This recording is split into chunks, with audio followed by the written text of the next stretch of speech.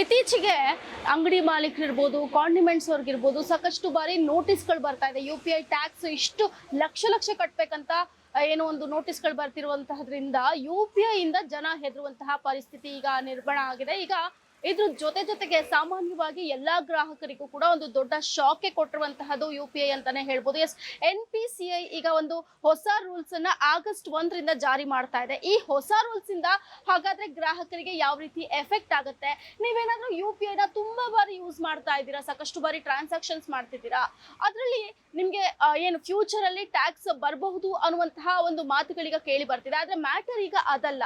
August 1ರಿಂದ ನಿಮ್ಗೇನಾದ್ರೂ ತುಂಬಾ ಸಲ ನೀವೇನಾದ್ರೂ ಬ್ಯಾಲೆನ್ಸ್ ನ ಚೆಕ್ ಮಾಡುವಂತಹ ಅಭ್ಯಾಸ ನಿಮ್ಗಿದೆ ಅಂತಂದ್ರೆ ಇದು ನಿಮ್ಗೆ ದೊಡ್ಡ ಮಟ್ಟದಲ್ಲಿ ತೊಂದರೆವನ್ನ ಕೊಡಲಿದೆ.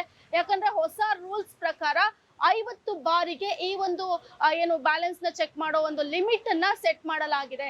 ಈ ಒಂದು ಹೊಸ ರೂಲ್ಸ್ ನಲ್ಲಿ ಇನ್ನು ಸಾಕಷ್ಟು ಬದಲಾವಣೆಗಳು ಬರ್ತಿದೆ. ಆದ್ರೆ ನಾವು ಮೇಜರ್ ಆಗಿ ನೋಡೋದಾದ್ರೆ ಒಂದು ದಿನಕ್ಕೆ ಯಾವುದೇ ಒಬ್ಬ ಗ್ರಾಹಕ ಇರ್ಬೋದು ಕೇವಲ 50 ಸಲ ಅಷ್ಟೇ ಅವರ ಒಂದು ಬ್ಯಾಂಕ್ ಬ್ಯಾಲೆನ್ಸ್ ಅನ್ನ ಚೆಕ್ ಮಾಡಬಹುದು.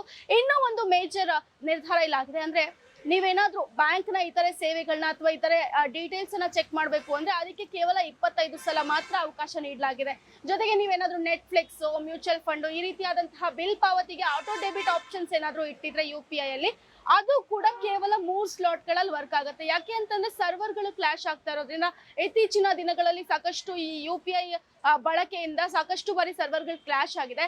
ಈ ಒಂದು ಕಾರಣದಿಂದ NPCI ಈ ಒಂದು ನಿರ್ಧಾರವನ್ನ ತೆಗೆದುಕೊಂಡಿದೆ. ಇದರ ಅನ್ವಯ ಏನು ಬ್ಯಾಂಕ್ ಬ್ಯಾಲೆನ್ಸ್ ನ ಚೆಕ್ ಮಾಡೋದ್ರಲ್ಲಿ ಒಂದು ಲಿಮಿಟ್ ಅನ್ನ ಸೆಟ್ ಮಾಡಿದ್ದಾರೆ. ಜೊತೆಗೆ ಡೀಟೇಲ್ಸ್ ಅನ್ನ ತೆಗೆಯೋದಕ್ಕೂ ಕೂಡ 25 ಸಲ ನೀವು ಒಂದು ದಿನಕ್ಕೆ ಚೆಕ್ ಮಾಡಬಹುದು ಅನ್ನುವಂತಹ ಒಂದು ಲಿಮಿಟ್ ಅನ್ನ ಸೆಟ್ ಮಾಡಿದ್ದಾರೆ. ಇದರ ಜೊತೆಗೆ ನೀವು ಒಂದು ಸಲ ಏನಾದ್ರೂ ಈಗ ಬ್ಯಾಂಕ್ ಬ್ಯಾಲೆನ್ಸ್ ನ ಚೆಕ್ ಮಾಡಿದ್ರೆ ಮತ್ತೆ ನಿಮ್ಗೆ ಇನ್ನೊಂದ್ಸಲ ಚೆಕ್ ಮಾಡಬೇಕು ಅಂತಂದ್ರೆ ನೀವು 90 ಸೆಕೆಂಡ್ಸ್ ನ ವೇಟ್ ಮಾಡಲೇಬೇಕು. ಅದಾದ ನಂತರವೇ ನೀವು ಮತ್ತೊಮ್ಮೆ ಚೆಕ್ ಮಾಡಬಹುದು.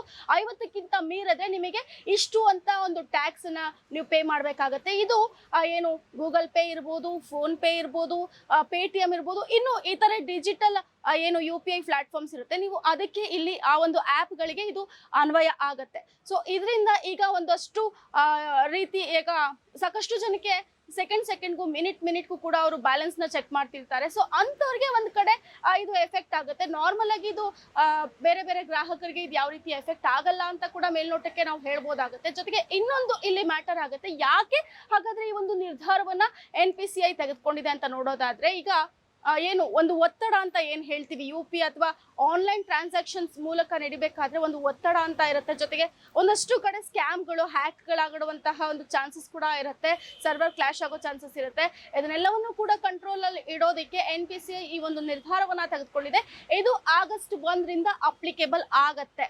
ಸೊ ನಿಮಗೆ ಆಲ್ಮೋಸ್ಟ್ ತುಂಬಾ ಜನ ಅಂದ್ರೆ ಯಾರಿಗೂ ಕೂಡ ಸಾಮಾನ್ಯ ಜನರಿಗೆ ಇದಷ್ಟು ದೊಡ್ಡ ಮಟ್ಟದಲ್ಲಿ ಎಫೆಕ್ಟ್ ಆಗಲ್ಲ ಅಂತಾನೆ ಹೇಳ್ಬೋದು. ಸೊ ಹಾಗಾದ್ರೆ ಯಾವ ಒಂದು ಸ್ಲಾಟ್ ಅಲ್ಲಿ ಯಾವ ರೀತಿಯಾಗಿ ಆಟೋ ಡೆಬಿಟ್ ಆಗತ್ತೆ ಅಂತ ನಾವು ನೋಡೋದಾದ್ರೆ ಪೀಕ್ ಅವರ್ಗಳಲ್ಲಿ ಆಗೋದಿಲ್ಲ. ಅಂತಂದ್ರೆ 10 ಗಂಟೆಗೆ ಮುಂಚೆ ಆಟೋ ಡೆಬಿಟ್ ಆಗುತ್ತೆ. ಜೊತೆಗೆ 1 ಗಂಟೆಯಿಂದ 5 ಗಂಟೆ ಒಳಗಡೆ ಆಟೋ ಡೆಬಿಟ್ ಆಗುತ್ತೆ. ಅದಾದ ನಂತರ ರಾತ್ರಿ 9:30 ನಂತರ ಆಟೋ ಡೆಬಿಟ್ ಆಗುತ್ತೆ. ಹೀಗೆ 3 ಸ್ಲಾಟ್ಗಳಲ್ಲಿ ಆಟೋ ಡೆಬಿಟ್ ಆಗುವಂತಹ ಒಂದು ಆಪ್ಷನ್ ಅನ್ನ ಈಗ ಇಲ್ಲಿ ಇಟ್ಟಿರುವಂತಹದ್ದು. ಪ್ರಮುಖವಾಗಿ ಏನು ಈ ಮಾಸಿಕಗಳಲ್ಲಿ ನೋಡೋದಾದ್ರೆ 1600 ಕೋಟಿಗೂ ಅಧಿಕ ಒಂದು ಮಾಸಿಕದಲ್ಲಿ ಜನ ಏನು ಬ್ಯಾಲೆನ್ಸ್ ಅನ್ನ ಚೆಕ್ ಮಾಡುವಂತಹ ಒಂದು ಪ್ರಾಸೆಸ್ ನಡೀತಾ ಇದೆ. ಇದರಿಂದಾಗಿ ಸಾಕಷ್ಟು ಆನ್ಲೈನ್ ಟ್ರಾಫಿಕ್ ಜಾಮ್ ಆಗುವಂತಹದ್ದು, ಸರ್ವರ್ ಕ್ಲಾಶ್ ಆಗುವಂತಹ ಒಂದು ಇಶ್ಯೂಸ್ ಇದೆ. ಇದನ್ನೆಲ್ಲವನ್ನು ಕೂಡ ಅರ್ಥ ಮಾಡ್ಕೊಂಡಿರುವಂತಹ NPCI ಈಗ ಇದಕ್ಕೆ ಏನಾದ್ರೂ ಯಾವ್ದಾದ್ರು ಒಂದು ರೀತಿಯಲ್ಲಿ ಕಡಿವಾಣ ಹಾಕ್ಲೇಬೇಕು. ಗ್ರಾಹಕರಿಗೆ ಯಾವುದೇ ರೀತಿಯಾದಂತಹ ತೊಂದರೆ ಆಗದೆ ಸರಾಗವಾಗಿ ಒಂದು ಟ್ರಾನ್ಸಾಕ್ಷನ್ಸ್ ನಡಿಬೇಕು. ಯಾಕಂದ್ರೆ ನೀವು ಫಾರ್ ಎಕ್ಸಾಂಪಲ್ ಯಾವುದೋ ಒಂದು ಅಂಗಡಿಗೆ ಹೋಗ್ತೀರಾ, ಒಂದೊಂದು ಟೈಮಲ್ಲಿ ಸರ್ವರೇ ವರ್ಕ್ ಆಗಲ್ಲ, ನೀವು ಸಿಟ್ಟಾಗಿ ಬೈಕೊಳ್ಳೋದು ಕೂಡ ಇದೆ, ಇದೇನಿದು ವರ್ಕೇ ಆಗೋದಿಲ್ವಲ್ಲ, UPI ಹೇಗೆ ಈ ತರ ಆಯ್ತು ಅಂತಂದ್ರೆ ಆ ಟೈಮಲ್ಲಿ ನಮ್ಮ ಹತ್ರ ಕ್ಯಾಶ್ ಕೂಡ ಇರೋದಿಲ್ಲ. ಸೊ ಆ ತರದ ಒಂದು ಸಿಚುವೇಶನ್ಗಳನ್ನ ನಾವು ಫೇಸ್ ಮಾಡಿರ್ತೀವಿ, ಕಂಪ್ಲೇಂಟ್ಸ್ ಇರುತ್ತೆ.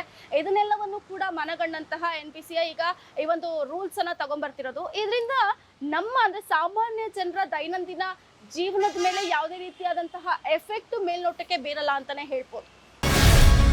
ಗ್ಯಾರಂಟಿ ನ್ಯೂಸ್, ಸುದ್ದಿ ಖಚಿತ, ನ್ಯಾಯ ನಿಶ್ಚಿತ.